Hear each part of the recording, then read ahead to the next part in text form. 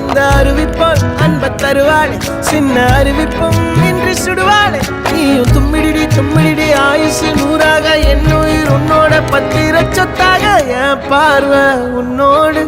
உன் பொம்மை கண்ணோடு பேசாமல் விண்ணோடு நாம் மிதந்து போவோம் காதாரா அடியாளோ நான் தாங்க மாறோடு